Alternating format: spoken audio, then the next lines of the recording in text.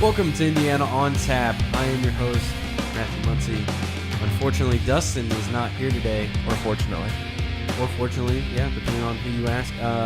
Due to his antics on episode 7, we had to let him go.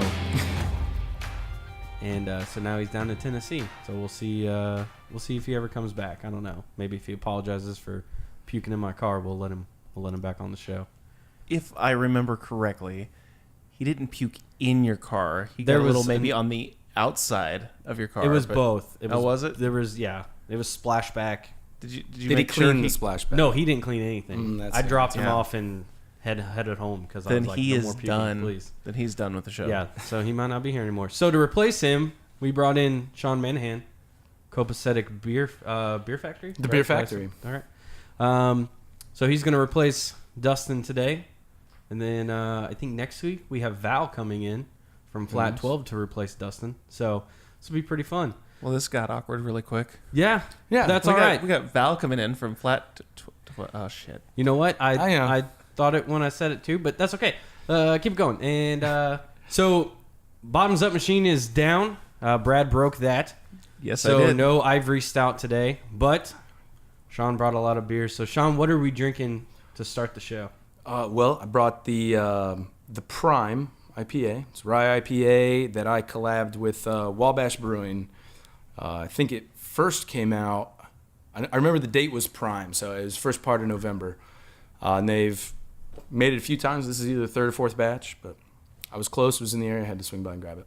It's really good. I really like it. I remember when that launched, headed over there after work, and everybody showed up, like from the Indiana beer community. It was kind of cool to see all the different brewers and stuff kind of show up to, it was your first big kind of release from with the Kopacetic name. So that's cool. I really like this beer. I don't know if it's the rye in it, but there's just something that's very subtle with the IPA. Like it's not super hoppy, it's not super bitter. Yeah, I mean, there's something that seems to tone it down. In the goal of the design, Prime, I have a very love-hate relationship with prime numbers. And I've always talked about opening, a small brew pub where you could do something utilizing prime numbers. So this recipe, all the grain weights, the hop weights, the alphas, everything came out to be prime. And in doing so, it turned out, like I said, pretty well balanced. It's not overly hoppy. It's not bitter on the back. I like the rye spice. It was fun from a design standpoint, and that's my favorite part of brewing is the design and kind of coming up with it. And it turned out fantastic. They did a really good job. Well, I want to let everyone know that the podcast is sponsored by the Indiana on Tap Tasting Society Marketplace, which is Indiana's premier craft beer membership and rewards program. So you can get this for $59.95 a year. You will receive 165 plus offers within the Indiana on Tap mobile app, and that's good towards over $900 of free and discounted flights, growler fills, pints, food, glassware, T-shirts, bottles of liquor, you name it. It's all on there from over 105 different breweries and other participating locations, which is Hotel Tango's in there, Hopcat's in there, so it's not just beer or anything like that.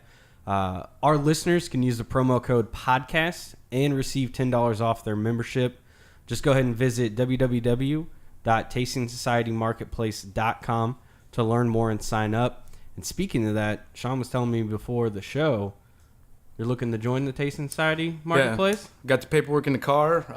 I've been a big fan of IoT for a long time. I've had this shirt specifically for at least 4 years. I was going to say, I've never seen that shirt. So it's OG. Yeah, that's I had to wear it today. But yeah, we'll do that. So yeah, add me to the list. We're doing discounted flights, like I said, Indiana pints, Indiana spirits, wine, discounts on a whole bunch. It's gonna be a lot of fun to partner with Indiana on Tap. So look for that and make sure you sign up so that way you can get the Kopacetic Beer Factory deals as part of your membership. A couple other things to note: Jockey Box Hero, which Indiana on Tap is putting on August 12th from 4 to 8 p.m. at the Hatch in Broad Ripple. Those tickets are on sale. It is a live band karaoke competition, which is going to be held on a large state-of-the-art outdoor stage and feature 12 contestants, each singing their lives to advance to the final round. You going to be in this? I'm not going to be doing that, unfortunately. That would be awesome. Sounds fun. Each contestant's performance will be judged by our panel of local celebrity judges. I'm really curious to see who the celebrities are, because I was not invited. And by the end of the event, Indianapolis's first Jockey Box hero will be crowned. You can get tickets online, and we'll throw those up in the show notes for everyone. And last but not least, Meadful Things and Outsiders. So this is an event that New Day Craft puts on. It'll be the second year down at the Circle City Industrial Complex. It's all cider. It's all mead. It's simply fantastic. I went last year. It was a lot of fun. I might be one of the drunker events that I've been to outside of Winterfest, simply because you're drinking mead and cider all day. It tastes so good, and by the time you're done, you just don't realize how much you had to drink. Yeah, and they're a little heavy. They're a little deceiving. Some of those are really potent. Yeah. Yeah. So you can purchase tickets. They do not do day of sale tickets. So you're going to have to make sure that you buy those before you go. And that event is September 2nd from 2 to 6. And we'll throw that one up in the show notes as well. So with all that out of the way, let's get into the meat of the show. Some Indiana news. Our friend of the podcast, Simon O'Keefe, is leaving us. I heard that. Right? Such a bummer. And it's a haul. He's only getting out of town. It's not like he's just moving to another brewery or moving to another state. He's going across the country to Croatia. So Mark Lansbury, a little further out of the country. Yeah, a little bit further. Did I miss that? Believe it or not, I was actually going to let that one slide. Yeah, but I don't remember what I said. So Mark Lansbury did a write-up on this about Simon's decision. Simon started with Evil Check back in 2014, and so now 3 years later, he found out from a friend of a friend that someone over in Croatia was opening up. Sounds like an Americanized brewery. Nice. And so he hopped on board to go try it out. And I know he's from Ireland, so probably going back to... I was going to say, he didn't give this to us as an exclusive. I mean, come on. He could have broken this like 5 times on the podcast now. He could That's have. true. Now, he did tell me before the June 4th, when we were supposed to initially record this, he told me, but then like 3 days later, Mark put up the piece. So I knew about it, but there was no podcast for me to actually talk about it. That'd be my fault. Maybe. But Mark's quick. Mark gets him out pretty quick. Man, he's dynamite. He is. I don't understand how that dude writes as much as he does. And all of his articles are like 1,000, 1,500 words. Yeah. I'm just like, holy crap. They're good solid over the course of a couple bathroom break reads. Yeah. It's going to take you a while. So Simon's going to go work for Positive Brewing. They're going to be in IPA heaven with a side trip through sours. And he's heading out of town in July. So for us, that sucks because it sounds like Evil Check really made a leap in the beer world ever since he came on board. I know a lot of the beers were already there when he got there, but they started distributing more throughout the state and even out of state. And it sounds like their production increased every year. Have you got to meet Simon? I've met Simon a few times at events. They're basically family reunions. Same as Corey. I end up talking with Corey on social media a ton. I think everybody But, does. just kind of see him in passing at these events. So, not close with Simon. But Not close. But it is great to hear, kind of from my stance is you see these breweries that are focused on English style stuff or bars that are focused on English style stuff, German stuff, Belgian stuff. It's really incredible to hear as a member of the industry that now you have places in Croatia doing American style beers. It's really impressive. You would never have heard that 10 years ago, No. 15 years ago. They always thought our beer was piss water, Mm-hmm. and that was that. So it is definitely nice to see, nice to hear. Yeah, you have these like Americanized styles. Every style has an American version, kind of significantly different. Normally it's a little stronger, a little hoppier across the board. Right. So now having these styles, to see those styles migrating over the world, across the world, it's pretty neat. Yeah, it'll be interesting to kind of follow that along however best we can over here to see how it works out and stuff like that. He's definitely got the background to pull it off. And it sounds like, if I read the article right, the owners of Positive Brewing have backgrounds in like hop and beer importing or wheat importing, something like that. So like Apparently, he's gonna have no issue basically getting whatever he wants. So kind of cool that he'll be able to almost experiment because he can make a bad beer technically, and is anybody really gonna know? Right. You know. I wonder though. You look at a lot of the ingredients that we have in the States doing these American style beers. A lot of the hops from Yakima region that make these styles American. I wonder. It'd be interesting to see if he can get Citra. A lot of people in the States have a difficult time getting Citra, Amarillo, even Cascade, which is an American as hop as it gets, probably more acres than anything. Sometimes it's kind of hard to get. So I wonder what the hop supply is like in Croatia. May have to try and Skype him in sometime. I was gonna say, Yeah. See how it's going. Be get our up at first Skype 4 call. a.m. and Yeah. Skype him in. Yeah. We can make it What happen. is? I was gonna say, I don't even know You what got keys. Croatia's time difference is, but what is at least 8 hours, right?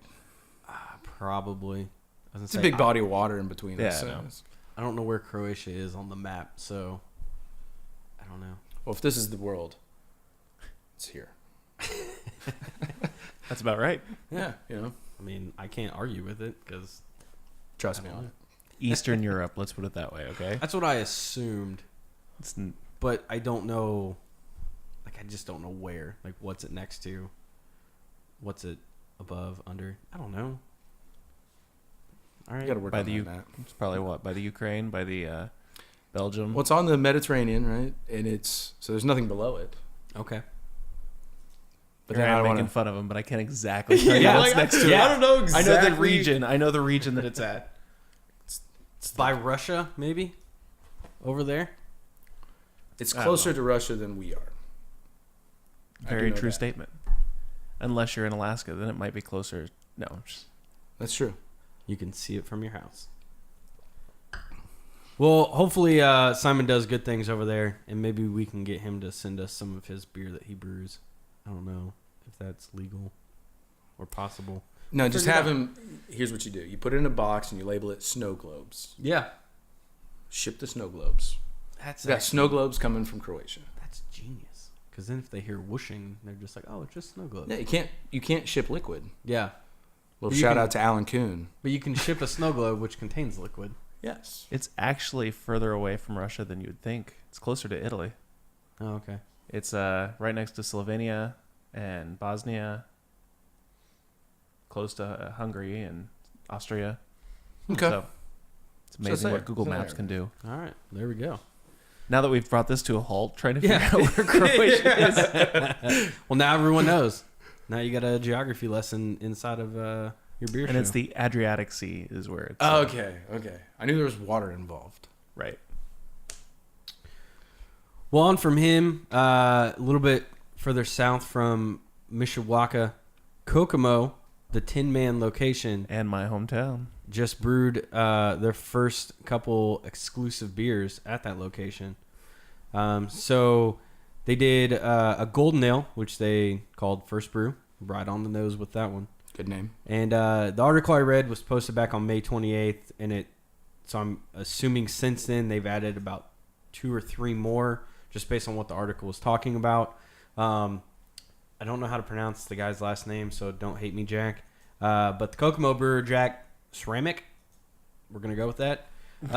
Sounds like a last name. Yeah, he was the brewer, I believe, down in Evansville for Tin Man. Okay.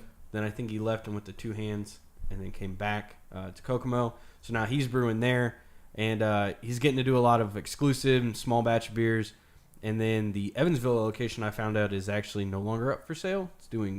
It's like under contract. I don't know what that means in legalese, but it sounds like they're still going to be brewing their house beers there.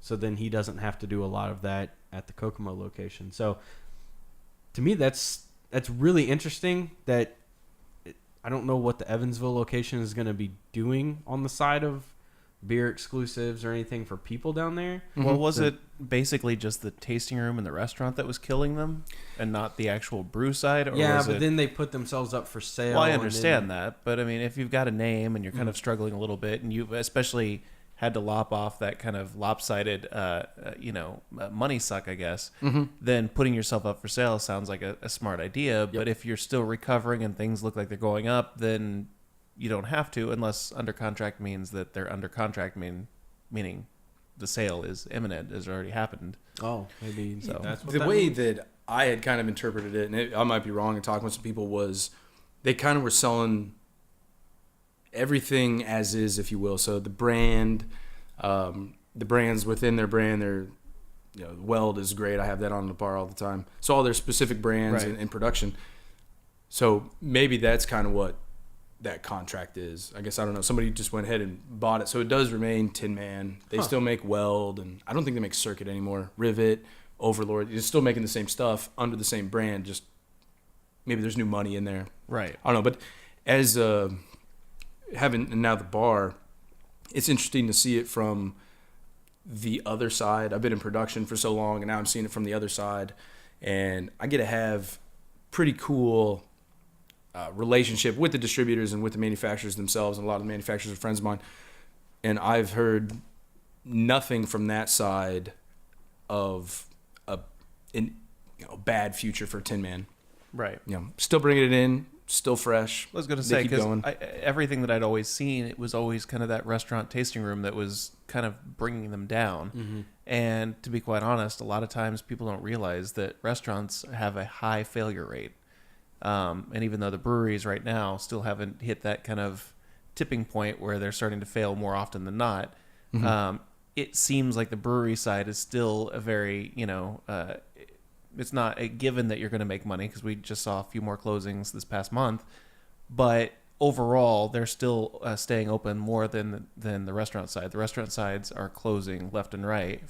In all the restaurant industry, not just. It's a very high risk piece to be in. Mm-hmm. So if you're going to start a brewery, stick with brewing first. Yep. Maybe ease into. You're not going to be Big Woods tomorrow. That just doesn't happen. Yeah. Very good example for that. I just think for me, it's interesting that you're going to have, and I know that the Kokomo location is separately owned. So it's, and they just kind of bought the license to use the name, if you will. But it's interesting that they're going to have different beer that you can't get down in Evansville, that you can't. There's something about that just somewhat rubs me the wrong way, because to me it would be like if They're not the first to do that, though. Yeah, Sunspay's got a few different places that you can get stuff in their north location that you can't get, in the downtown location. So it's not like this is new. It's not like it's... No, I don't know. There's just... But even then, it's still sometimes weird. Like, because if you lived in Evansville and now you're hearing about all this awesome stuff that Kokomo's going to get, like, you're not going to... more than likely, you're not getting any of that. So... As like a fan of Tin Man, that's gotta suck. I haven't really seen that on my end, where a place that I normally go has another location that I can't get anything because it's region locked or something. Yeah, maybe. I think it might be the space between, right? Evansville and Kokomo, that's a long space. It is. You look at, that's a good example. That's what I was thinking was Sun King. You can get Right. stuff up in Fishers. You can't get downtown.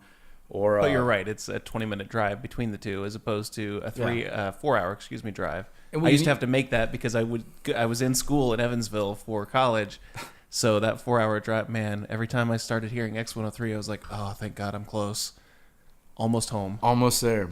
Well, Chris Johnson there at Peoples he's got a new spot in Lebanon, and they're working through the final parts, putting in a small system there. And I think the plan, they'll probably have some of the Lebanon stuff on in Lafayette, would be my guess, but to have beers made specifically there. Interesting. And, I think it's part of making sure that you're taking care of the locals. Yeah.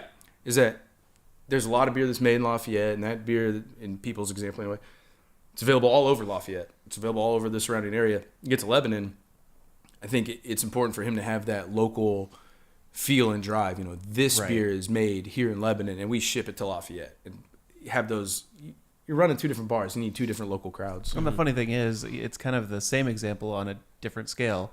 Evansville is the third largest city in Indiana? Fourth? Sure, we'll go something with like that. Sure. And then you've got Kokomo, which is, a 50,000 person city. You've got Lafayette, which is like 60,000, going to Lebanon, which is 20, 30,000, something like that. So, I mean, it Well, it's kind home of of Rick gives... Mount. That's all that really matters.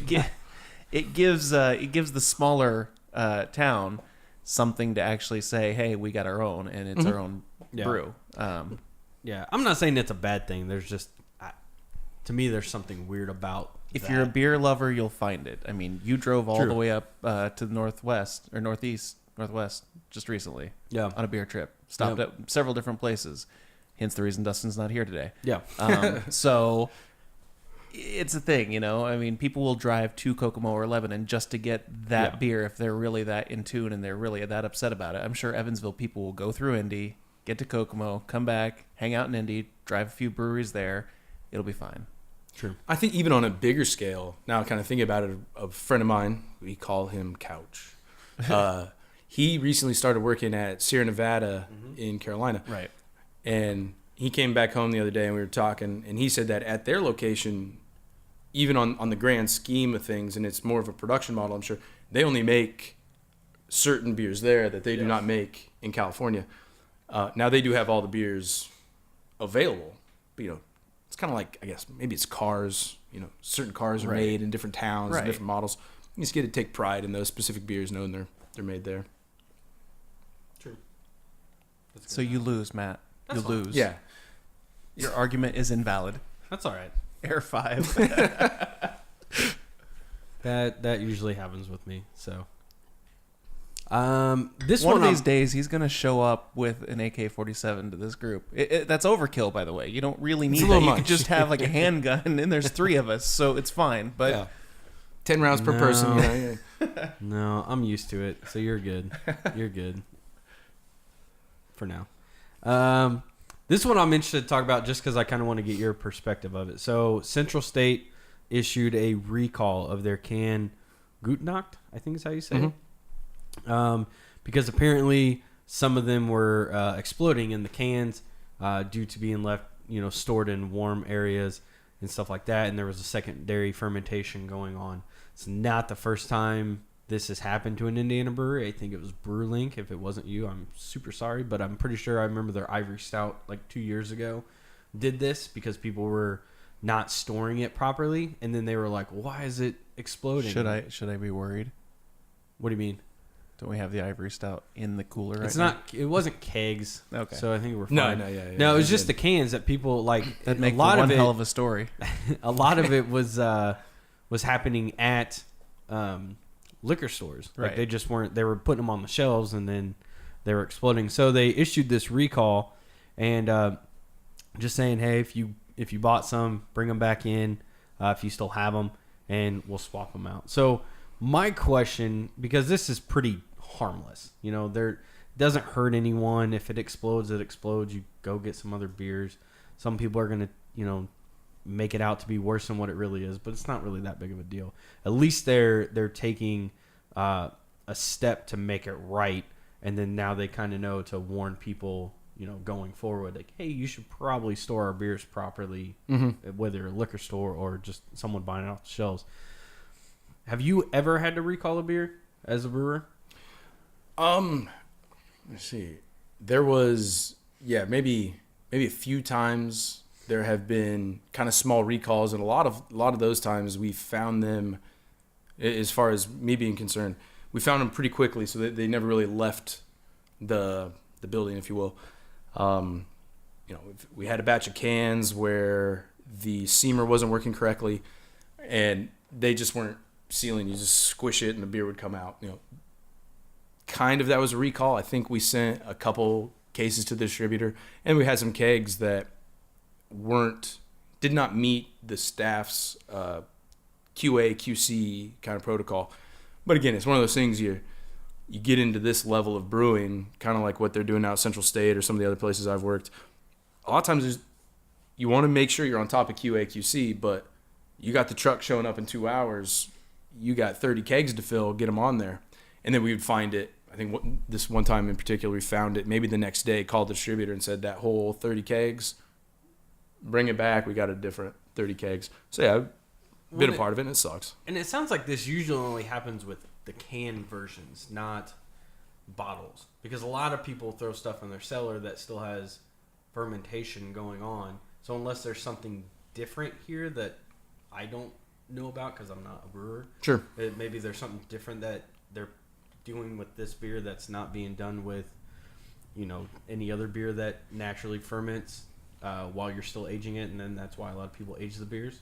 Well, the aging process typically is more of a conditioning and kind of maturing phase, almost like marinating a steak. Okay. Right? Like you can marinate meat in 30 minutes, 40 minutes, whatever, kind of quick do it, or you can do it for 24 hours.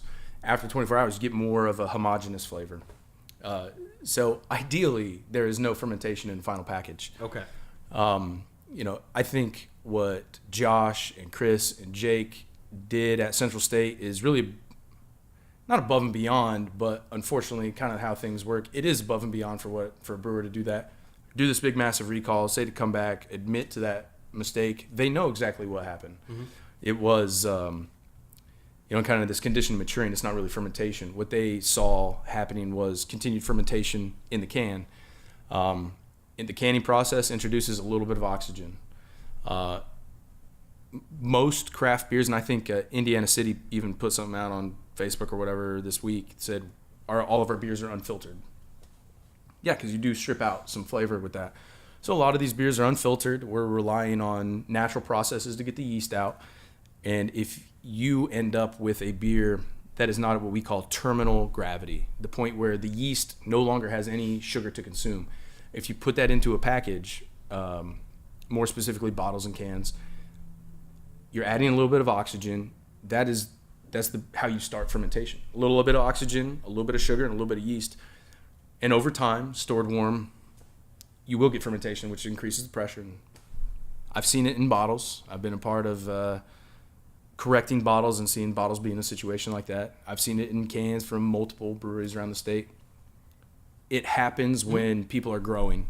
And, the guys at Central State, they changed distributors. So I had them at the grand opening. I finally got them back. Fantastic beer. Keeping up with that demand often plays your hand, right? And so you find yourself not being able to get the beer to terminal. Mm-hmm. And something like a beer like Gutnacht, fantastic stout, unbelievable beer. You get something like that happen. Yeah, I mean, it shit happens. I mean, it happens to everyone. I'm sure, Anheuser-Busch has had a recall before on something. Sierra Nevada had one just last year, I think it was. They just it was right when Couch started there. Yeah. It was like 2 weeks after he started. Pays extra to make sure nobody knows about it, though. That's true. Because they've got the money. Yeah. So they said the recall is only limited to the regular cans, not the barrel-aged version. So if you got those, take them down to the coal ship, and they'll swap them out. And that's even another point that I think facilitates what we're talking about and kind of getting it into package pretty quickly. The barrel-aged version sat. Yeah. Exposed to oxygen, for a brief amount of time, has still the yeast in there. And they use a very creative yeast, very interesting yeast. So at that point, they definitely hit that terminal gravity. So when they go to package, there is no more fermentable sugar. Even if there's yeast and there's oxygen involved, there's no more fermentable sugar. So that makes sense. And the final, at least local news one that we got today, Switchyard Brewing has finally found a location. I know they've been looking for a little over a year now down in Bloomington. They announced plans for a new brew pub in downtown Bloomington. They signed a long-term lease for the former Jake's nightclub building. And along with the property owner, they are going to invest nearly $1 million to renovate the space. In addition to the food and craft beer options, this is kind of what I find unique. The brew pub is also going to serve as a co-working space. So it almost sounds like they're making a brew pub, and then like half of it is going to be similar to like what the Hatch is or the Speakeasy. The Speakeasy sounds like the Speakeasy. Yeah, so that's what it sounds like. But even better, I mean, the Speakeasy has beer there. This is a brewery. Yeah. Right. And a workplace. And typically those workplaces, you're kind of self-employed, right? Yeah. So you can determine if you drink on the job exactly. or not. That's pretty nice. So that's kind of cool. It's almost like working here and having, I don't know, a bottoms-up beer system right in your office. Yeah. Imagine working in a brewery. Imagine working at Bottoms Up and can't drink any beer. I thought Josh stopped that a long time ago. Yeah. When nothing was getting done, he was like, maybe we shouldn't drink yet. Yeah, what's the common denominator here? Switchyard says demolition will begin immediately and the brew pub is expected to be open in December. I had their beer last summer at some festival I went to downtown, and it was pretty good. And even then, they were still trying to figure out what they were gonna do. So they were still a home brewer, so they couldn't sell anything. And I know they did a Kickstarter to try and get going, and they made like nearly $50,000 doing that. And I think the first place they found fell through. Have you had their stuff? I have not. No. Well, I guess that's the end of that story. But I look forward to getting them No. licensed so I can get them on. yeah, Right. and it'll be cool because I don't know if Bloomington. I know of Upland obviously, but I don't know where it is in Bloomington because I don't know anything about Bloomington. So being downtown sounds like a really good spot just because I assume that's where all the IU kids go. Right. Bloomington, being up north, my dad went to Purdue, I went to Purdue. Definitely stay in West Lafayette. Sorry. I love This West Lafayette. podcast just keeps getting worse and worse. I used to have 2 IU people on here. Now I've got Kentucky and IU. And then when we replaced Kentucky, I got Purdue and Purdue. So, Yeah. excuse me, Kentucky and Purdue, but you know what I mean. But I went on a couple sales trips down to Bloomington, spent a little bit, I had some family down in Bloomington, and it's surprisingly large. Yeah, I it's had huge. no idea how big it was. So yeah, being downtown Bloomington is probably pretty nice. It sucks driving around downtown Bloomington. But the difference is, I mean, in any college town, do you basically, and I know this kind of permeates throughout bars anyway, summer traffic is poor. It just is because people are going on vacation. They're out, in their backyard, barbecuing. So do college towns like almost 20 times what like downtown Indianapolis does? Because downtown Indianapolis like dries up and so does Broad Ripple. But a college town seems to me that it would really dry up because most of the people have gone. Like they're not there. They won't be back until August again. Mm-hmm. So, But I feel like a college town like Bloomington or even West Lafayette, there's enough non-college people there to make it worth it. Because I mean, Upland is one of the top in the country, and they just started down in Bloomington. So obviously there was enough going on there, and then you got Cardinal Spirits down there. So and Function kills it. Function's a little spot. Oh yeah, that's right. Killing it. And so I feel like there's just enough outsiders, non-college people, and then the surrounding people counties. Who commute and the people who, Yep. Because like with West Lafayette, you got Lafayette and whatever else is around them for people to come in and try out the different. Well, they got like 2 or 3 breweries up there now, something like that. They got 2, and I want to say They got there a are new people one. talking. There's something like 5 in the works. There's one it's like Velocity. Escape Velocity. Escape Velocity. Yeah. I don't know if their Kickstarter worked out or not, but yeah, I remember seeing them. They were going to be like a space brewery up there, brew pub. It was all first vegan. college on the move. Yeah, that's true. Yeah. Can they make the freeze dried beer, just like the I think freeze he's dried working ice on cream and the Like a Dippin' Dots packets? kind of thing? Yeah, With beer, that'd be interesting. That's a hell of an idea right there. Dippin' Dots beer. I'm gonna give it a shot. There you go. I'm gonna give it a shot. But would it be beer that is then turned into Dippin' Dots or ice cream that's to work flavored? out later. Just saying, there's a big. Yeah, don't difference focus on there. the immediate picture. It's the big picture. We can make this work. I had beer cotton candy over Ooh. last. When did I get that? Tuesday. It's good. Nice. It's good. Where did you have beer cotton candy? My wife got it for me for our anniversause. Nice. And so She took cotton candy, poured beer over it, and said, "Here you go, some beer cotton candy." She probably did, and it still tastes freaking delicious. Because then she bought a bacon one too, and the bacon one doesn't taste very good at all.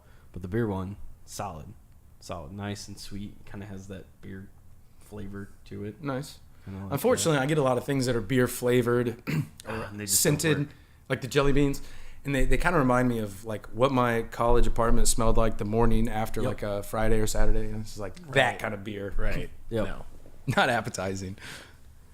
But when it comes to Switch, what is it? Switchyard. Yeah, Switchyard. The Kickstarter, the place falling through, the kind of looking for. I mean, you've been on this discovery now. How difficult is it to really open a brewery, to get one going? Because I know, the big ones are kind of established. They make it look easy. Mm-hmm. But everybody that tries to open a brewery has some sort of a swing and a miss when they're trying to get it off the ground. And I know it's not just, hey, get money, open brewery, success. Yeah, it's like the underpants gnomes. Right. Make beer, question mark. Make money. Yeah. No, it was, luckily, Monticello is not in the top 5 population towns in Indiana. It's down about 4,500 people. And from the day that I started brewing at Peoples, the building that I'm in, it's just outside of Monticello, and it was between the city, the big city of Monticello, and where I grew up. So I drove past this building a million times, and there isn't as high of a demand for the type of buildings you see breweries going into, these old industrial spots. You were up there just when Dustin was Northwest trip. Yeah. And it is the perfect building for a brewery. Yeah, that was nice. And there wasn't a lot of people after it, so I didn't have those kind of pitfalls. Right. But there's a lot of things that I've been doing this for a better part of a decade. Things I took for granted, like getting the permit. In my head, it was like, I know everything they want to know. It's bang, bang, bang. I started to build out in October, and I said, I'm going to have beer by December. And I got my permit like second week of May. Right. That's an incredibly long time and I've seen people run into this before, even, what's that one? And I'm not positive on what's going on with it, but Bent Rail. I don't know if they're brewing. I don't know what's going on with them, but I don't know. It was the same kind of thing. Yeah, it was a permitting issue. They had all their equipment, and getting equipment versus getting your permit. There's weird timelines that you need to do for that. I can't imagine the capital for a massive brewery, and then doing this. But yeah, It sucks kind of opening a brewery. It's fun. Well, it's very romantic, but it's work. It's work. It's the same thing of me running a business. Like, I love doing the stuff I'm doing, but then you show me the financials and show me all the tax crap that I got to remember and making sure I make my payments quarterly or monthly or whatever the hell I got to do. And that's why I got people for it now. But before I had people for it, I had to figure it all out on my own. And I think owed $7,000-$8,000 to the government because I screwed it up the first couple of years, and it sucks. The romantic part is brew beer. Brewing beer. People coming in, enjoying it. I was working for Chris Johnson, and I was like, dude, I got in early. I was 21 when I started working for Chris. I was like, yeah, this is so cool. You own a brewery, you got keys, limitless beer. And he's like, yeah, but if the door breaks, I need to fix that.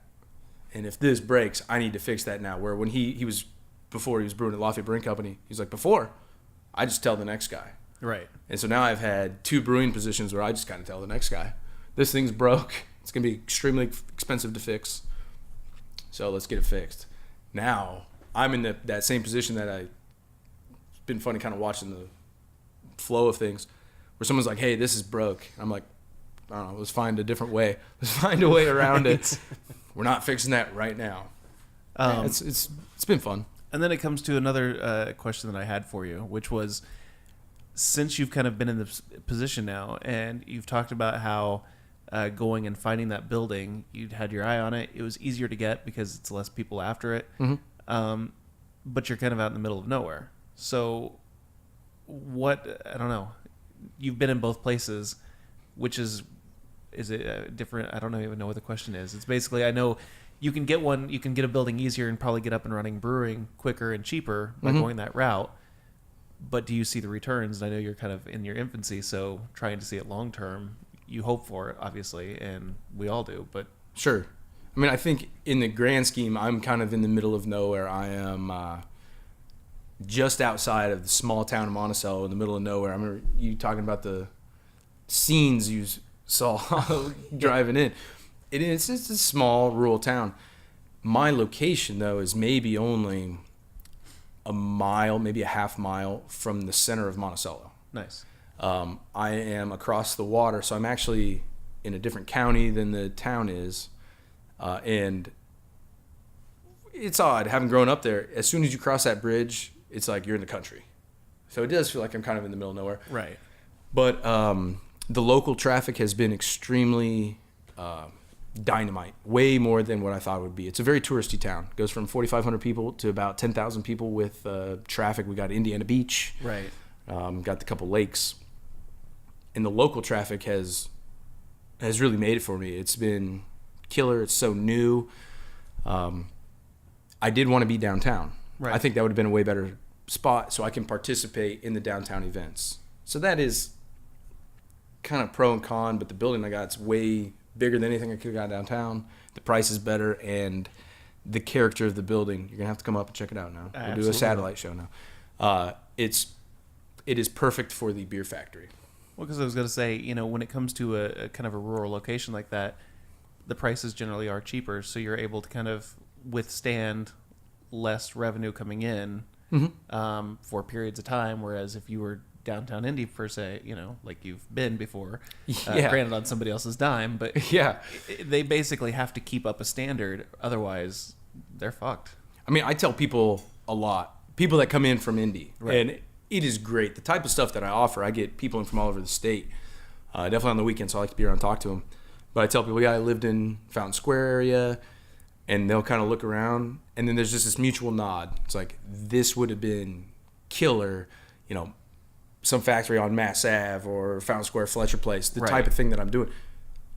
I cannot believe, I don't even want to think what the price would have been for the size building that I have in those areas. You can't do it. So it's like I said, little pros, little cons. It's working out. It's working out pretty well. But I love that you did it. I'm doing it now. I'm struggling. Keep it all done. And Matt calls me, so come do the show. Yeah. And he's like, fuck, I gotta go to Indy again. Get a bunch of stuff. Yeah, back down in Indy. Whatever. It's a short 2-hour drive. No, it isn't. Well, okay, so the last time I went to Monticello was last year for Indiana Beach with kids, so that might have been the difference in why it didn't feel like it was short. Sure. Lost my phone up there. I think I have it. Nah, I think it was. I think it's at Indiana Beach. I think it fell off a roller coaster. In fact, the guy behind me on the roller coaster said, "Dude, man, something flew out of your shirt pocket and just exploded. It was awesome." And I was like, "There went my phone." Put a phone in a shirt pocket to ride I a had roller it. I had it in my pants pocket until Michelle called me saying, "Hey, where are you at?" I was like, "Still in line." And for some reason, instinct was to just shove it right in because I was getting ready to get on the roller coaster. So I was like, "All right, in the line, but I gotta go because I'm up next." And I don't know why. Sure. It was nice and secure in the pants pocket, wasn't going to touch it, and then she called. So it's all Michelle's fault. We'll just blame her. Yeah. But we got you back on that. So, yeah. Well, I'm all out of beer, so we need some beer. Yeah. So I guess we'll beer flat it up. I have to do Dustin's job once again. I think you did a great job last week of doing just Dustin's job, or 2 weeks ago, or whatever it was. We'll say that. Before the incident. We should have like intro music or something playing right now. Yeah, is it like elevator-ish music? I don't know. I think I went to Jeopardy there for a second for some stupid reason. Or actually not. It's decent montage music. Not Jeopardy. I think it was Wheel of Fortune. Or the, so what I would do, I'm sorry, I don't want to be too particular. I would do, because this is how I have it set up at the brewery, so it's going to be important to me. Let's do the Old Tavern. We'll save the pugs till the end because I bet that's pretty heavy. The Old Tavern, the Sun King Growler, the People's Bullet, and then we'll do the Flat 12. So what I've brought for everybody. There you go. Is it's funny, Matt. We were kind of chatting yesterday about what we were gonna drink. He's like, "Yeah, I got what was it, California beers?" No, Minnesota and Wisconsin. Minnesota and Wisconsin beers. I was like, "I'll bring 2 beers, and then you bring the rest." And he's like, "Yeah, I got these Minnesota, Wisconsin beers." I said, "No, I am on Indiana beer. We're doing Indiana beers." So I brought these from the bar, and it's a nice little nod, I think. I got my start in the industry at People's Brewing Company. I was working there for 3, almost 4 years. And then was director of operations at Flat 12. So I brought the Old Tavern Lager, which is the pale. That's by People's. It's a pre-prohibition lager beer created using kind of remnants of a recipe from Thiem and Wagner. They did a beer. Right. I can't remember what it was. Maybe it was Tavern something. I think it was Tavern beer, Tavern Lager. The second beer he poured is my Smoke That Cherry. that name was decided upon by my Mug Club members. It's a cherrywood smoked rye amber ale. I know Matt had it at Hot Model. Did you have it there? I did not, I don't think. So this is the second batch, and part of kind of getting things rolling is replication, and I'm happy with the way it turned out the second round. The third beer is my IPA. This is the first time I tried this one. It's called the Candy Shop. It's a Centennial and Cascade IPA. 7.3%, 77 IBUs. It's very green. I'm stoked. I'm happy to see that there's at least some carbonation because they're very fresh. And then the fourth beer is a barrel-aged Pogues Run Porter. When I was at Flat 12, we won medal for the Pogues Run. It's a quintessential Flat 12 beer. And my brew crew pals from Flat 12 made the trip up to Monticello to check out the new spot. And they were kind enough to bring me this beer. Nice. I don't think I've had the barrel-aged version of Pogues Run. It has been a long time since I've had it. And this is the first time they've put it in a bottle. They did the wax dip. Looks nice. I think they had it at Christmas at July last year.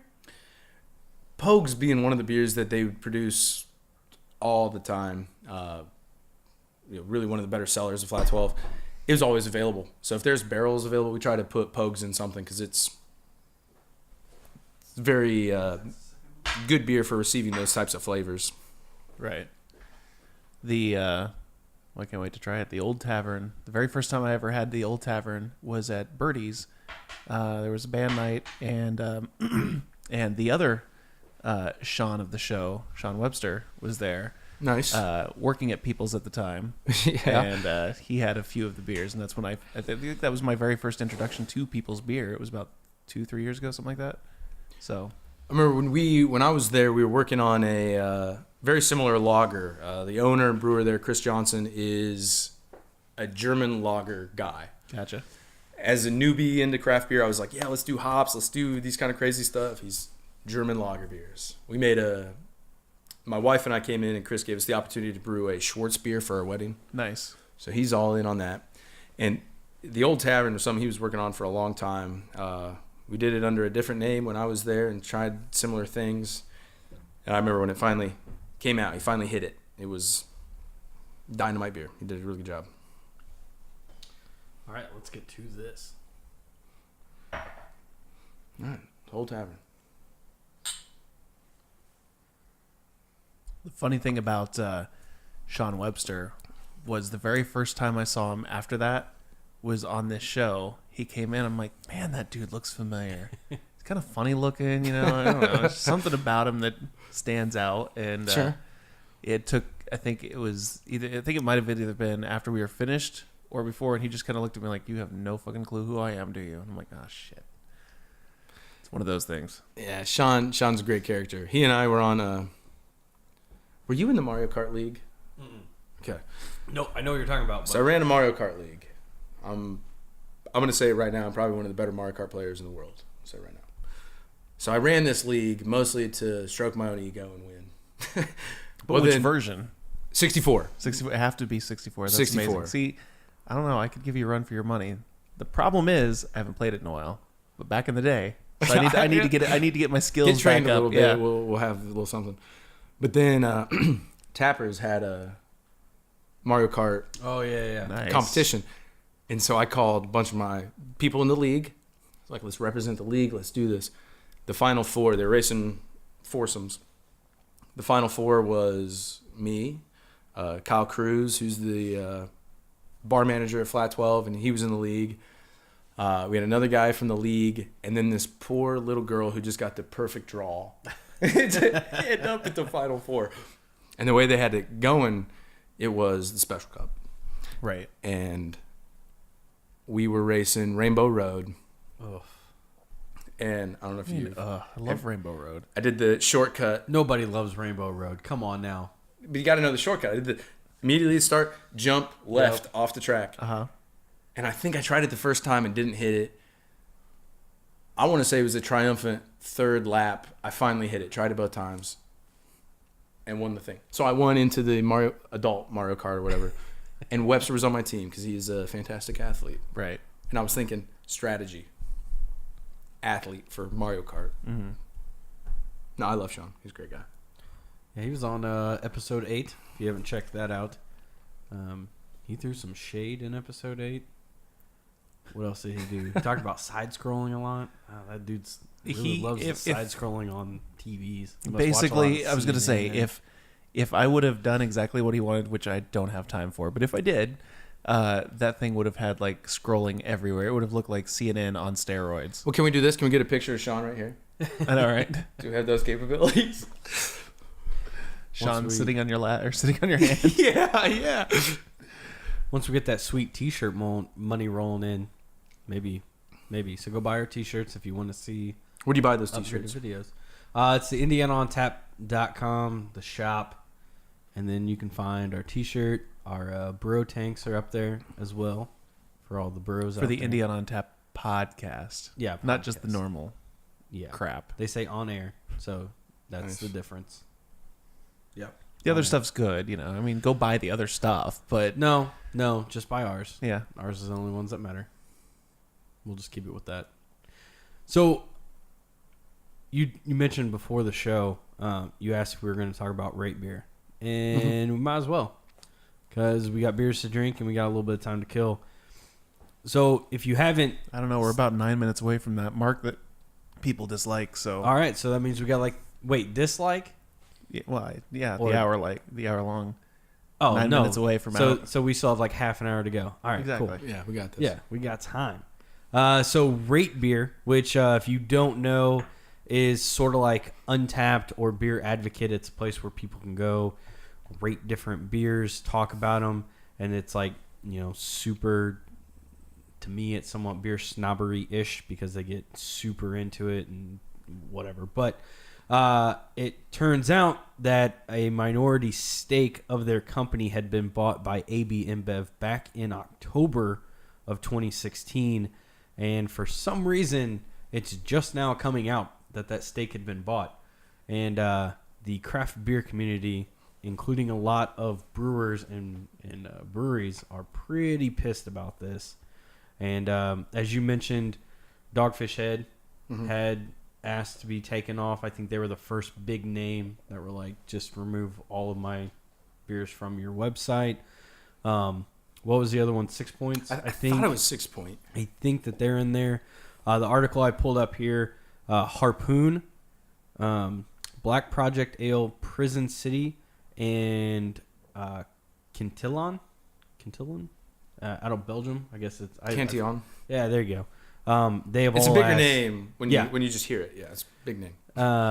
They have all asked to be removed as well. So this is turning into a Wicked Weed type of situation with the Funkatorium Invitational. Everyone's just like pulling out, don't want anything to do with it.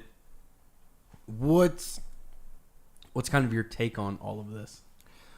I agree with the argument that Dogfish Head make that said we cannot assume that somebody that owns this piece of journalism is going to properly represent our brand, you know, in that kind of reporting and whatnot.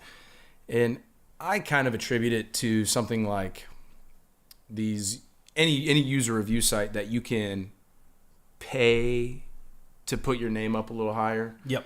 You know, I kind of see it as the same thing. So I totally agree with what Dogfish Head said. I think 6 Point pretty much just said, yeah, we're doing the same thing. I think that was about the extent of what they said. I think a lot of people are starting to say that. On my end, support local. And I know I've talked to you and talked to Dustin about this, but in opening my new spot, it took a lot of economic arguments with the locals because that's something that really resonated with them. So, you know, we talk about American-made cars and American-made air conditioners. You know, Carrier was a huge story. Even ladders. Ladders is the third thing that I've heard thrown around a bit is American-made. Well, how many times in a year do you buy any three of those products? You know, right. Maybe it's one every year, maybe. But how many times do you buy beer? And so if we're really going to take this stance of supporting, immediately local, or local in the greater sense of it's within the state, or regional breweries, American breweries, privately owned breweries, I think it ekes into everything. Something like rate beer. If you want to support where your money's going and keep it local, at this point, remove yourself from rate beer. I agree with that stance full-heartedly. I am pretty new. I got nothing on rate beer, but I'm going to tell them. Please do not add me. Now, I guess the question would be, and somebody would have to actually dig into this, as of right now, has anything been tampered with? Has anything been screwed around? Because I absolutely agree that it's a poor thing to do, but in this kind of day and age, it's almost what happens all the time. Mm-hmm. I mean, hell, I've worked for media outlets for years that get bought out by other giant media outlets, or get bought out by corporations that own the media outlet, and then, they can't say anything bad about certain things, or they're supposed to still be able to, but you always wonder if they really are. Mm-hmm. And I know that kind of puts a lot of doubt in people's head when they're going to rate beer now, because is it really giving the locals the chance that it deserves, or is it pretty much finding a way to downplay them while pushing InBev stuff up, even though it might not be, like they're not going to throw up, oh my God, Budweiser has a 90% rating now. Sure. But they are going to throw up, anything that they've acquired over the past couple years. I bet you see, and I don't want to get this wrong, so we'll see, but what is it, Northern Brewer? You're going to see Northern Brewer ads on there. I'm sure Rate Beer has ads. To be honest, I never really used Rate Beer. When I first got into it, it was Beer Advocate. Right. And then I got into smartphones. I was like, gosh, I really hope Beer Advocate, so I don't have to keep taking freaking notes. Mm-hmm. Let me have my phone ready to do it. Right. Untapped was the first app to really utilize it. I've never really used Rate Beer, but I see it. I do not think they're going to, blow up Budweiser and belittle some of these other craft. I think it is a bigger stance to say, I'm no longer using this service because of ownership. And I think it's just the economic power that people can pull. I agree. Well, I guess the standpoint of what does AB InBev want to get out of rate beer? Like, why would you buy a stake in it? Because money-wise, I'm assuming they're not making hand over fist money, because just looking at their website, they don't have a ton of advertising. So, and it's just Google ads. And that may change. You don't know what their stance is right now. I mean, No, they could be but building a brand new back end for all of this stuff. True, but it's been 8 months and they haven't done anything. True. To do it. So why in those 8 months have nothing? If nothing's changed, then what is AB InBev's play here? Unless it's a pure data play. Unless they're looking to get the back end stats on everything that's going on. Which they could. Maybe keep your finger to the pulse. Yeah. Maybe it helps figure out who to maybe buy next, or at least. But you're right. It doesn't really make sense. It's not one of the big ones that you would think, oh my God, I can't, Yeah. Unless they started pushing their own stuff. And again, I don't say, their big three. I think they would push, what's the ones they've acquired over the past few years? 10 Barrel. Yeah. They Wicked would Weed. Yeah, probably exactly. push some of those. But even then, like, if people started seeing those at the top, then you're going to know something's up. But in 8 months, you haven't seen a single,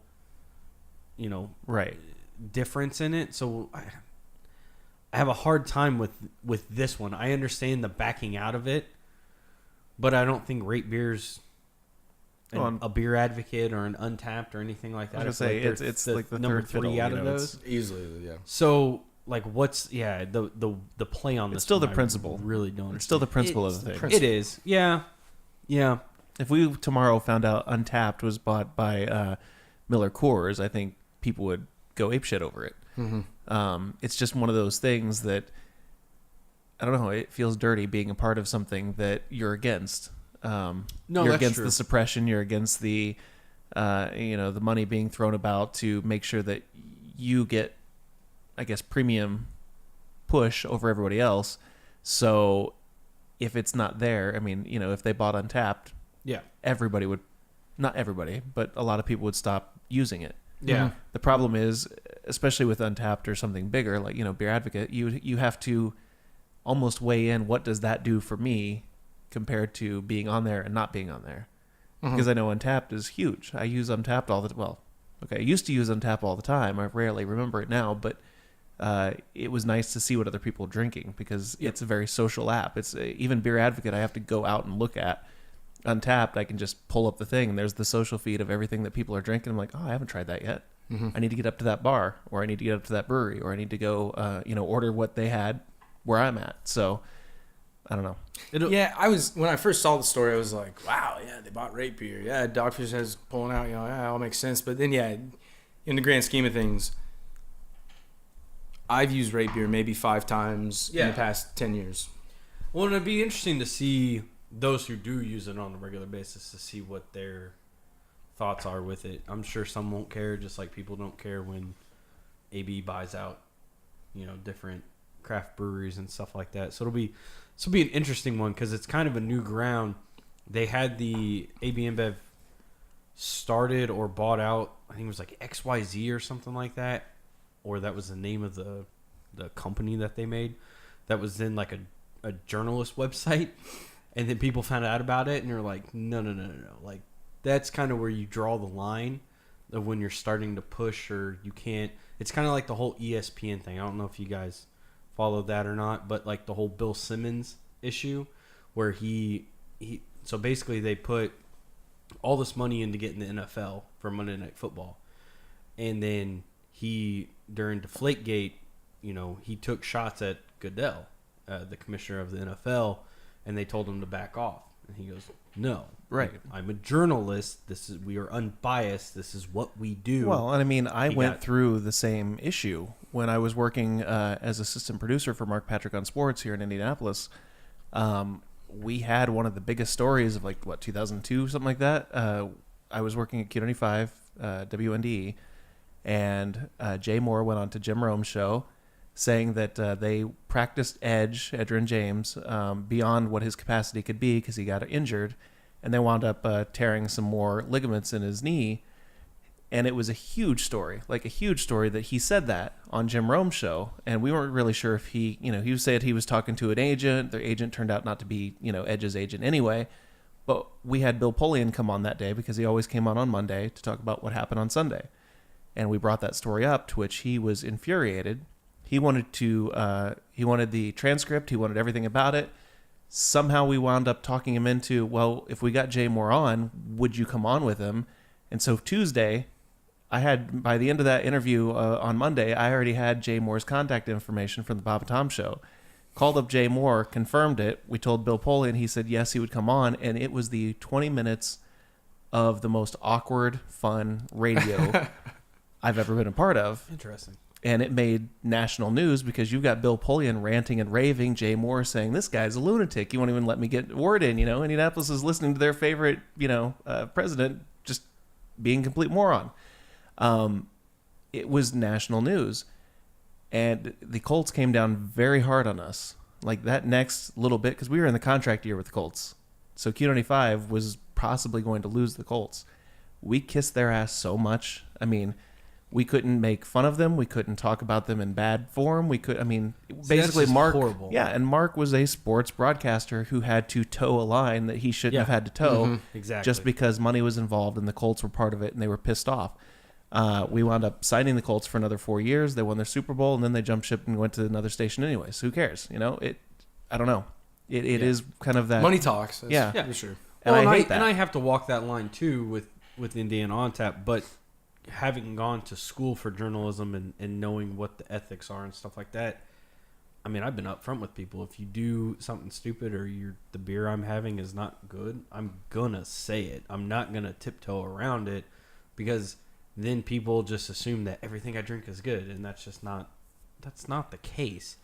It is a hard thing as someone in that industry or who does this and works for a company who then makes their money on the back end from the craft beer industry. It's a line you have to tiptoe around, but at the same point, to break everything that we've kind of talked or that we're talking about. But there's a website that I frequent a lot. It's a video game website because I'm into that crap too. Nice. But the guy who started it worked at a place called GameSpot, which would basically I know exactly what you're saying, and I was actually going to bring this part up. So he was fired because he gave a low score on a game that was providing a lot of advertising to the company. And he goes, yeah, I'm not changing my score just because they're an advertiser. So he was fired, and then he started his own company. And my namesake jumped ship from that place too. Who? The Brad Shoemaker who takes up all of my Google space. Yeah, which is great. I love it because I think about it every time I'm on that website. Yeah, so he went and joined Jeff Gerstmann too. But yeah, so he started his own company, which is now owned by CBS, who also owns GameSpot. Well, I was going to say employer, so it's fantastic. I was going to say the game, or Giant Bomb, yes, which is what you're talking about. And again, the only reason I know this isn't because I sit there and visit these sites. Game. It's just because Brad Shoemaker works for it. Yeah, and it's fantastic. Yeah. But the fact that he now works for the same employer, because it wasn't GameSpot that told him, it was CBS that pretty much, the overriding CBS, who now owns Giant Bomb. So he's back in the same position, but he's got, obviously in his contract, things that say what he can and cannot do, and he has the control over it. But the fact that he's back where he started is kind of weird. Yeah, it is weird. But you look at what he stood up for himself and said, I'm not going to change, the way that I do journalism just because you're making money on it. There's something to that a lot of people won't do. And he's like revered now in the video game community because like when he tells you he likes something, it's good. Mm-hmm. If he's like Mario Kart 64 is the greatest game ever, you're like, yeah, no, he's probably right then. His second greatest, Ocarina of Time, is the greatest game. I can get behind that. Well, you've got but there's something to that where you 007 64, is also still up there as great. Sir. Yeah, it's up there. But the other thing that you have to think of, and I know we're going way off the rails here, but with the Bill Simmons and ESPN situation, stuff like that, I absolutely agree that Bill Simmons was kind of pushed out unfairly and kind of, they went in a bad way. But ESPN, minus the fact that when they're actually on story and breaking news, a lot of what Bill Simmons does and a lot of what we do in journalism isn't necessarily journalism, so to speak. We can write a story that badmouths the Colts or the NFL without really pulling the heart out and stomping on it. And you can do that with beer too, right? It's the same form. But a lot of what winds up happening is a podcast this is not journalistic. This is our opinions. This is us kind of going, and that's what a lot of ESPN shows are. That's what CNN is. That's what news is kind of boiled down to. Yes, there's some journalistic aspects, but you're putting a lot of yourself into these stories anymore, as opposed to just being that third party that weighs both sides. Yep. And because of that, I think that sometimes has more to play on like a Bill Simmons than what we think, because there's one way to write it where you're taking both sides and you're showing off what's going on, and maybe even coming to the conclusion of, based on facts, here's where things are wrong, and going on and talking about how Roger Goodell is the stupidest person in the world because he's following this. So I don't know. It's kind of one of those that. It is and it isn't. It's a very muddy area anymore because we're not objective. We're not. We're entertainment shows now. We're not journalistic shows. That's kind of the way it is anymore. Well, I think, circling back, what rate beer is, it's not an extreme player. It's interesting that they bought it. It's interesting that for the past 8 months we really haven't heard about it. Dogfish. I think the news broke really because Dogfish was like, we know about this. We're pulling out. No, Good Beer Hunting was the one who found out about it and broke. He's all over everything. They are. Yeah, they just everything. They break and they do. But even rate beer, it's not even. It is a subjective user review site. Right. I don't imagine too much bad's going to come from it. For instance, let's say AB InBev bought you guys. Well, it's Indiana on tap. All they're doing is pulling the mass amount of money that you're pulling. They're just getting a little cut out of it. Yep. But you can't have Indiana on tap without Indiana beer doing the same thing you're doing. So what you're saying is InBev is the Godfather. They pretty much are the Godfathers. We'll protect you. We're gonna get rid of Untapped. Just watch there be some shake up here. Rate beer's gonna come out with the sickest app now, and Right. everyone's going there. But you were saying, journalistically, you're going to tell me how it is. You've had it twice now. Been 2 batches. I want to know what you think of the amber, and Brad, I want to know what you think of the amber. Believe it or not, I do remember getting that at. As So soon it as I struck a tasted it, I chord. was like, That's even "Holy good. crap!" Yeah, I do remember it, and I loved it then. I still love it now. So Good. I'm very excited that it's still going, and second batch tastes just as good as the first. Yeah, it works. I don't know if it's because I've had beer today, but I didn't get as much smoke in that one as the first one. So Am I Matt's dead onto on? something. Yeah. So I changed the yeast. The first time I did this beer, I used a Scottish ale yeast. I really wanted to accentuate the smoke, and I put this out to my bar, and some people said it's a little too smoky for me. So I kept the recipe the same, and I changed it to an English ale yeast, and it subdued that smoke, made it more rounded.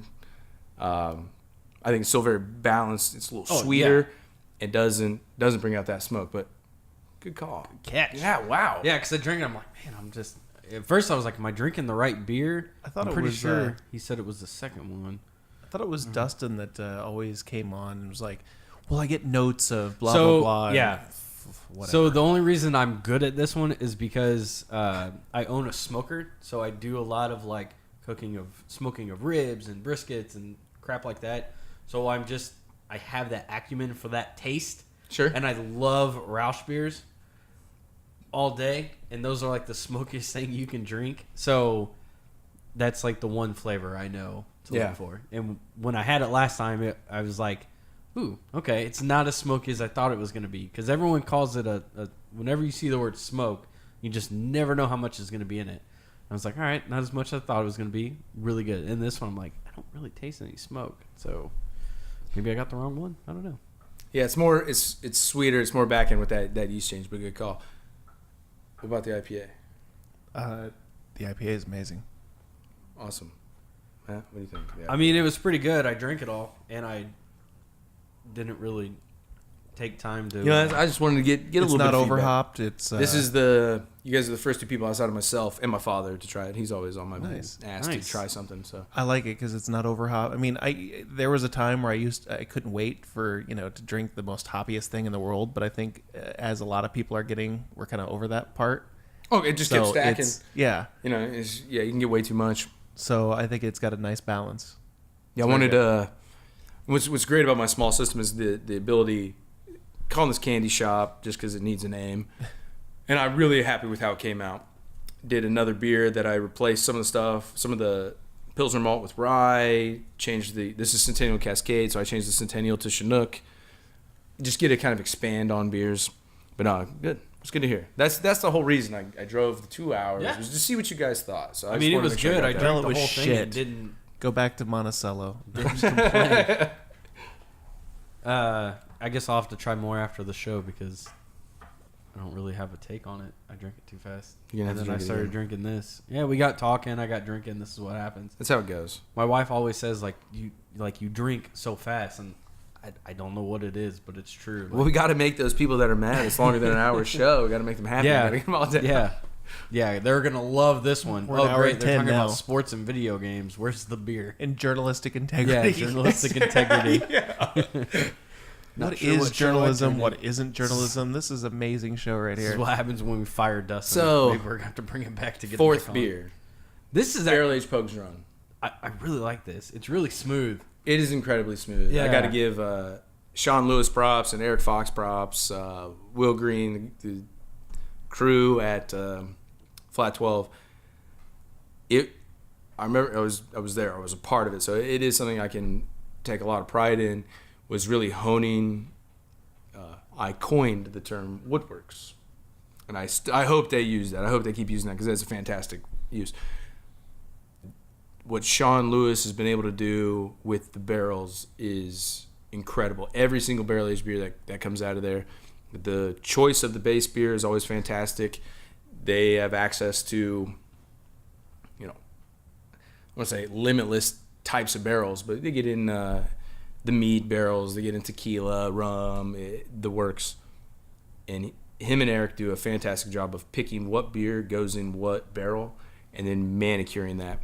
this is a really good beer. Yeah, this is really good. I'm Yeah. pretty sure they released this one, last year at maybe it wasn't.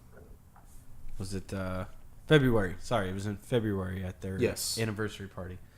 I think you're right. I'm pretty sure they had it there because I bought the maple, and this one I was like, well, I don't know if I should buy it. Now I kind of wish I would have because that's damn good. Yeah, it was nice to get a hookup. So my son just turned 1, May 29th, turned 1 years old. Congrats. His name is Porter. Yes. I do remember that. We had you on the show when you were still expecting, wasn't it? Lil P. Or he was Yeah, just yeah, born? yeah. So way back in last year. Yeah, it was like a year and 9 months ago. He's so much fun. But, part of this whole Porter thing, got a lot of friends and their kids are actually named Porter. Mike Hofferman's a really good friend of mine. I was going to His say, son's name's Porter. I remember seeing someone else with that name. And Hoff and I worked together at Flat 12, and I remember my wife was like, what are we going to name the kid? We're talking, it's like Christmas. We're still a ways out. I was like, you know what? What about Porter? And we talked about all these other names, and she was into it.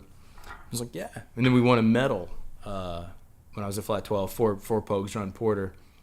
It was very fitting. This is Pogues Run. I have it on at the bar all the time. It's one of my favorite beers. I think they did a really good job in the barrel. This is a really good beer. Yeah, it really is. So congrats, Flat 12, on brewing a really good barrel-aged Pogues Run Porter. With that being said, you talked about the maple. Oh, God. I was up at Indiana Whiskey up in South Bend not too long ago. Bought 2 20-gallon barrels, and I gave them to my syrup guy. May or may not be the same syrup guy.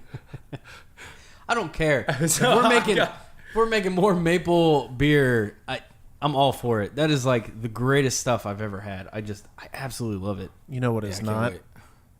What is it? The Crown Royal Maple Whiskey. Whew, that stuff's horrible. Indiana Whiskey up South Bend. Right. I don't know. I feel like I'm in a whole different time zone almost being down in Indy now. Because they're like, oh, it'll never make it to Monticello. As far south as Monticello, I'm like, oh, they're never going to get it in Indy. I got to get some. They make a maple whiskey that's killer. So my plan with these barrels now, treating everything small. It's Indiana-made barrel from an Indiana distillery that uses only Indiana ingredients. I then gave it to a maple syrup. I never know what to say. Farmer, harvester. Right. I don't know what he does. Yeah, I don't know. He's going to put Indiana syrup in there. I'm getting 1 barrel back to age my Imperial Stout. It's called Ursula. I'm going to age that in the barrel. And then the other barrel, we're talking with Indiana Whiskey about giving it back to them so they'll age the spirit in it in the maple barrel. Right. Then I will age beer in the, bourbon maple bourbon barrel. Nice. And then give it back to Indiana Whiskey for a bourbon maple bourbon beer. Bourbon. It's going to be very fun. Is it weird? Are they allowed to? Because I thought that I know, what is it? Kentucky has strict laws about, or strict, I guess, practices about not using the same whiskey barrel. I guess technically it has to be virgin oak, Right. to be bourbon, so some kind of whiskey. Mm-hmm. Now, when it comes to, and we were talking about barrels a little bit with Flat 12, but where do they do a lot of sourcing from Indiana distilleries and stuff now that they're popping up, or do they usually go to a Tennessee or a Kentucky to grab them from there and bring them up? Or is it from MGP, the that kind of weird distillery that does a lot of craft stuff that nobody knows about? The in Indiana? LDI. LDI, that's it. Yeah, they got a lot of barrels from LDI. There's a Cooper in Louisville, so there was a facility the Flat 12 facility in Jeffersonville, Right. real close to this Cooper in Louisville, so we did some work with them. But it's really depending on what you're looking for. There's brokers that ship all across the country, so if you're looking for tequila barrels, you can find tequila barrels. Remember, we did a lot of stuff with Journeyman. But you need 12 54-gallon barrels like this guy. Right. I have the privilege of brewing next to nothing in volume anymore. So a 20-gallon barrel from somewhere in state is Right. great. At the bar, I've got Indiana Spirits. So I've got a lot of distillers that I've been talking with about getting their barrels specifically to get a bourbon, put a beer in it, and give it back to them, do a whiskey. Right. Quaffon, I forget what the name of their distillery is. Hard Truth. Hard Truth. I'd love to work with them, but they got the the brewery distillery thing going on. So any barrel age, I'm sure, is going to go in between. Which I still can't believe that cinnamon vodka that they have. Like the first time I had it was at the Indiana's Next Top Model. I get a cinnamon vodka. Or what I thought was, it tasted a lot like Fireball. Sure, Like, man, sounds like Fireball. Yeah, I was gonna say this is like really smooth Fireball type whiskey, or cinnamon whiskey. And sure enough, I got down there and I was like, holy shit, it's vodka. No wonder it's so smooth. It's not the. I'm so blown away by 100% of Indiana products. Again, my bar carries nothing but Indiana-made products. It's spirits. I got something like 20 different spirits on, all made in Indiana. I got the 20 taps of beer, at least 20 bottles. I got a bunch of meads and ciders. And when people come in, and it's a small town, little conservative town, so they come in, they ask for Jack and Coke. I say, I don't have Jack and Coke. I only carry Indiana spirits. And they're like, okay, I'll have a Bacardi and Coke. All right, you're not catching on here. You want a whiskey and Coke. So Starlight makes their Carl T bourbon, which is killer. Indiana whiskey, they're just whiskey bourbon. Killer.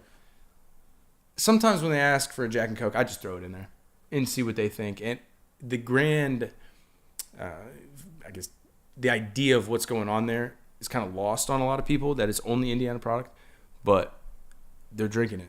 Right. And they're really enjoying it, and they're coming back. And I think for that to take off in Monticello is just, it's unbelievable to me. But I think it'll serve as a launching point for everywhere across the state. You can get Indiana-made products that taste just as good, if not better, as anything else. Right. Yep. I wasn't even talking about the economy here before.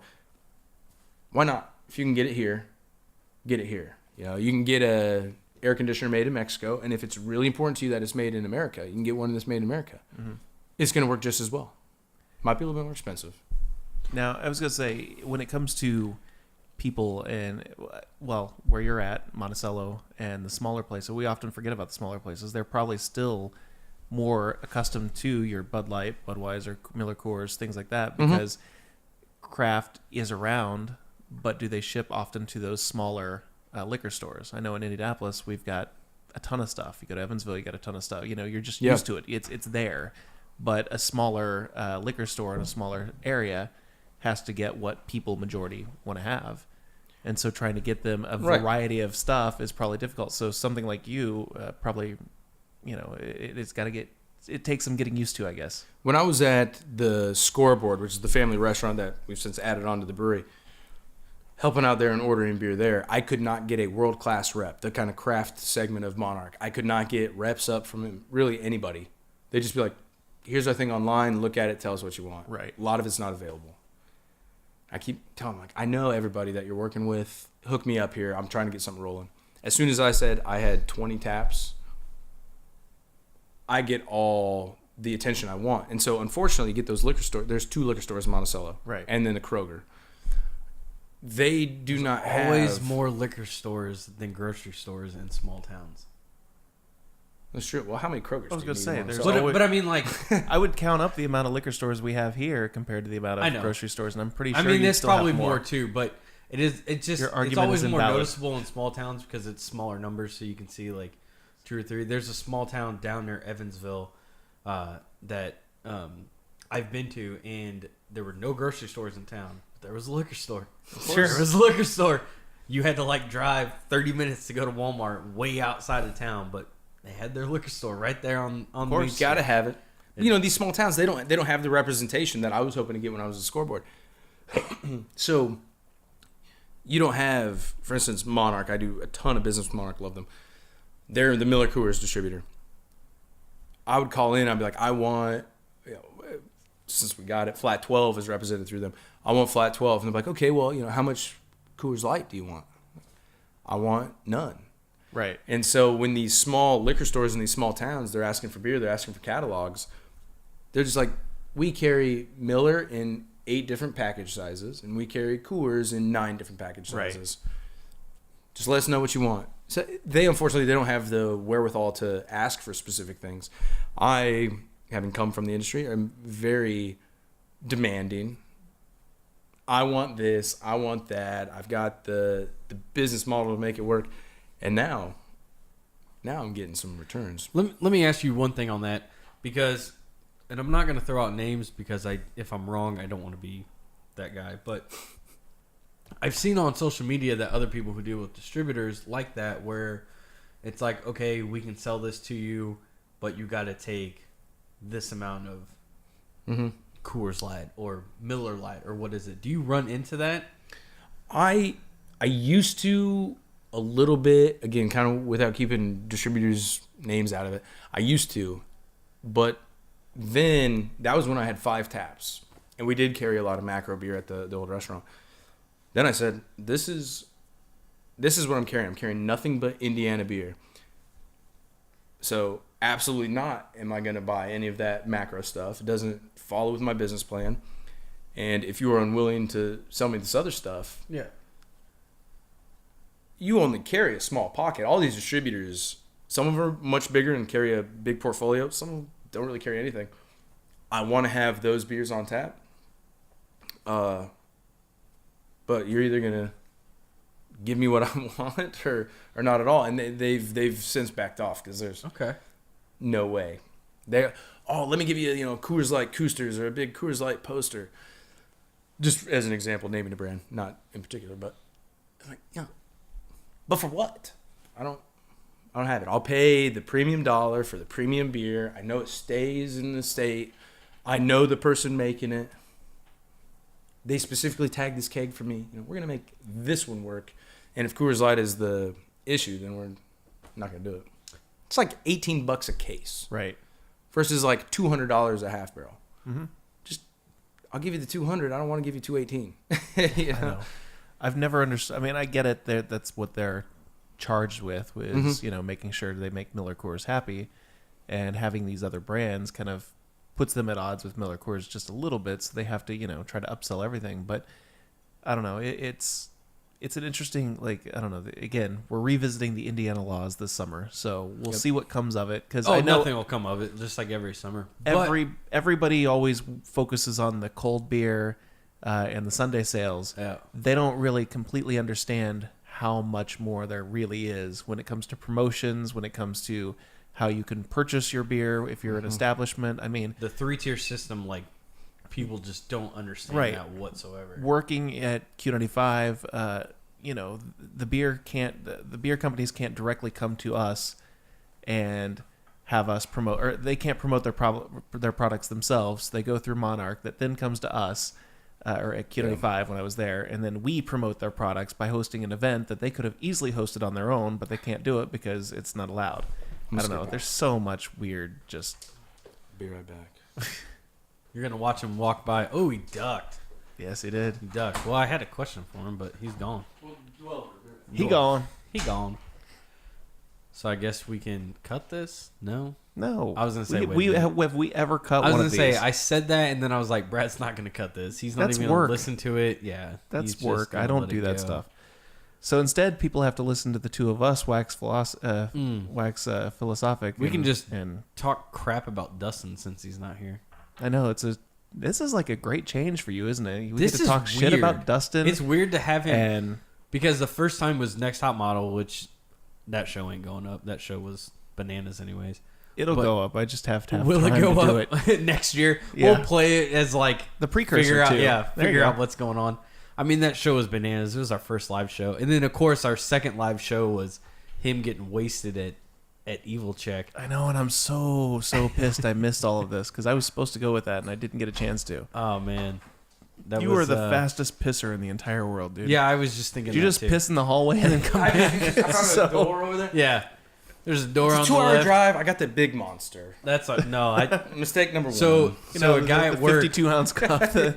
So Monster and Red Bull and Rockstar, I used to drink those a lot, but for whatever reason they just mess with my stomach. So a guy at work, they mess with a lot of things. Yeah, I mean that's true too. But it was just I drink it and then I just wouldn't feel well, so I stopped drinking those. Your heart starts acting like it's on cocaine. It's so a guy at work drinks Kickstarter. Or Kickstart, whatever it's called. It's the Mountain Dew. Yeah. And he brought one. He was like, "You want to try it?" And I'm like, "Oh my god, this is the greatest thing ever." And so now that's all I drink. It's like Mountain Dew on steroids. And that's exactly what it is. And I've been drinking 2 a day this week, and I felt it at about 3:30. My heart was racing. I didn't feel right. I'm like, all right, I got to drink a bunch of water, or else this show is going to be just me, super hyper, out of control. I can't handle That it. would have been a fun show. I don't know. Yeah, you should plan on that one time. Yeah, maybe. 'Cause you're always just very- pound Kickstarters. You're always very mellow, you know. A super You hyped did a up great Matt job would be with the interesting. library today. No, I did Did a not? great job. No, Kickstarter. you know, the thing is, and people have told me, like, it's a nice balance because Dustin is sometimes crazy and off the wall, Right. and we love it.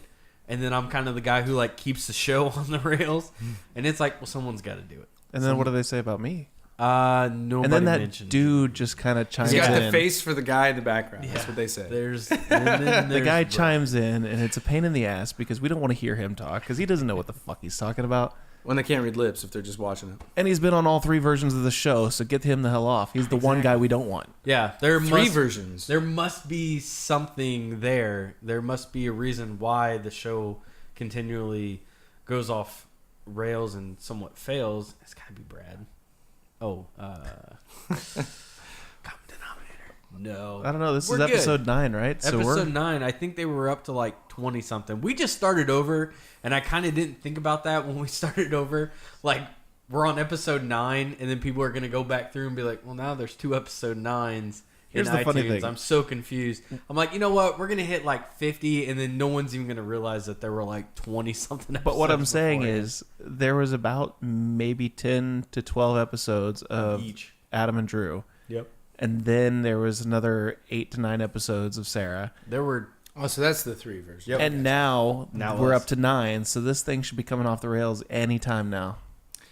Well, it wasn't long after I was on the second version. You've been on all 3 versions, haven't you? I Were didn't you know part about of the the first. Adam I wasn't Drew? on with Drew. Okay. Was Adam there with Sarah? I was Or- here with Adam and Sarah, yeah. Drew, I don't know. It's kind of a weird transition. I'm talking about there was a point where we had Adam and Drew, and then Adam and Sarah, and then Sarah by herself. So to me, Sarah by herself is version 2. Oh, gotcha. Adam and Drew and Adam and Sarah. Adam was still part of it, so to me that was kind of version 1. And now we have 2 completely new fucks, and I'm the only common denominator to the entire thing. And everybody's so sick of me talking in this episode because they're like, Dustin's not here, so that dude behind the camera, or that you can't even see. Yeah, he's Just the keeps- one talking. Yeah. I just people wish you would saw wear me. clothes when you were on. mean- I know you're not on camera. I wish you would wear clothes. I'll put it this way: we've gotten a lot of positive feedback. Nothing negative outside of your show is too long, which I will say you have 2 weeks to listen to this show. If you can't find an hour and a half in 2 weeks, Which is funny because Then we let's sit actually down could and have a probably, beer. We could have probably wrapped up the show at about an hour. we could. But And what's the now, fun in half that? hour later, we've gone through crap nobody cares about, like journalism and right? But they're going to Sports and continue. video games. They're going to continue to listen and be like, "When's the good stuff coming? When's it?" You know, we've just trained It's them. not. You know, I think our first show was an hour, and then since then it's been an hour and a half to 2 hours every time. Which, I mean, that's just what I love. We got 2 weeks. We got a lot of news. Well, I cut if you back the drive up news. to Monticello, yeah, you're that's from Indy, you're going to drive to Monticello, you're going to hit up the Kopacetic Beer Factory, just throw on an IoT podcast. I had- It'll get you to the door. Exactly. my wife's uncle. My wife's uncle who listens to the show, and it's funny because it's always weird to me when people I know listen to the show, like people that I have to interact with, because I cuss and stuff like that, things I don't do around these people, so it's a completely different side of me. First thing he said was, I didn't realize Matt talked so much. And it's like, okay, well, I mean, that's fair. I don't talk a lot in the family, like dinners and stuff. That's fair. But he was stuck in an airport, and he said he listened to our show, and it made him realize how long he was stuck at the airport.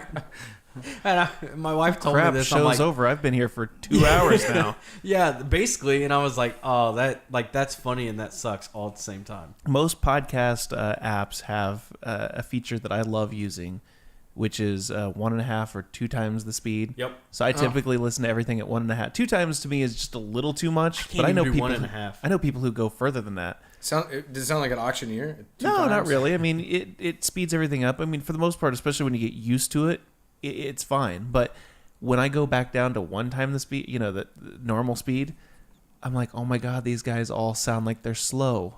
Like they're mentally slow. Because they're just talking like, at least in your head, you're so used to it speeding through. But, yeah. People should do that. Then it would only be what 70 or not 75. It would only be like 45 minutes. Maybe 75 minutes. You're right. So there you go. If you think the show's too long, try it at 1.5 speed. 75 minutes, and then we'll 2 times the speed. Yeah, half hour. You're done. Maybe that'll work. Or 45 minutes, like you said. Yeah. Math. But math. But one thing I like is we've gotten 3. I know it's only 3, but we got 3 iTunes reviews.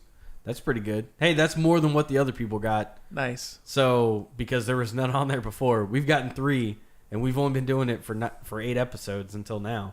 So that's pretty solid. I like that. So keep throwing those out there because then that helps us get on iTunes like charts and things. That'd be nice. So I will still count this as version 3, even though from here moving forward, it's the Matt and Sean show. Yeah. And it may not be this Sean. It may be Sean Webster. I'll just interchange them every couple weeks. It'll just, It's incredible. Having worked at Flat 12, there was there were so 1, many 2, 3, Seans. 4 of us. And now one of the first guys I hired at the factory, his name's Sean. Nice. So many Seans. I think that's going to do it. You got anything, Kopacetic Beer Factory? Are you going to be anywhere? Any events?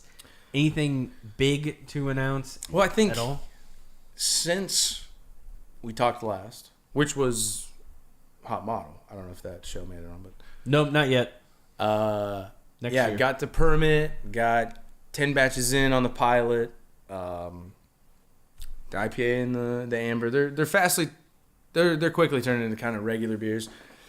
I'll have my beer on tap up in Monticello June 16th. Got some collabs lined out with Grand Junction. Got collabs kind of in the process with Burnham, kind of guys all over the state. Flat 12 and Black Acre. We're talking about doing an event up in Monticello. I think it's got to be one of the biggest selections of Indiana products in the entire state. Well, you're kind of spirits, like wine, mead, beer. I got it all. If it's one of the biggest in the state, let's just say it's the biggest in the state. You're not going to find a bigger selection in Illinois, let's say. So that means it's the biggest Indiana selection in the world. It's a great environment. It's just cool, fun. I'm always in there. Come talk to me. But, do you always play Local H in there? I had some guy talk to me about the Local H song, and I put it on the regular occurring playlist. Oh, there you go. But it's all Indiana. I use, to the best of my ability, Indiana ingredients. I got a lot of Indiana artists that I keep on this playlist. Johnzo West, Davey Allen, some of my favorites I put on there. Local H can kind of be drafted in. It's Chicago, but it's close enough, right? It's close enough. And it throws it in there. I was going to say, you can just put I throw closing time in at the end. I'm one of those guys that do closing time. You can just put Mellencamp on and you're good to go. And drive everybody away? Yeah. Great. Well, I mean, I'm not saying it's fantastic. That's what I meant by closing time song is my Mellencamp. Well, we know it's time to go. So we should throw in a Mellencamp song right here as closing time? Yes, and then you can pay the fine. All right, you should throw on a Davey Allen song. Yeah. It's covered. That'll work. So you can find Sean at Kopacetic Beer on Twitter, right? Yeah, Facebook, Instagram, Twitter. It's at Kopacetic Beer, and my website's kopaceticbeer.com. And that's Kopacetic with a K. With a K. And then you can find us. We are IoT on air, Facebook, Twitter, and Instagram, all the same handle. Make sure you buy the Taste Society membership using podcast. Make sure you buy our shirt, our bro tank. I want to see. Well, I won't be at Jockey Box Hero because I'll be lounging out in San Diego. But I want to see photos of people in that shirt or that bro tank at that event. So let's make it happen. Buy those shirts. With that, we will see you guys in a couple weeks.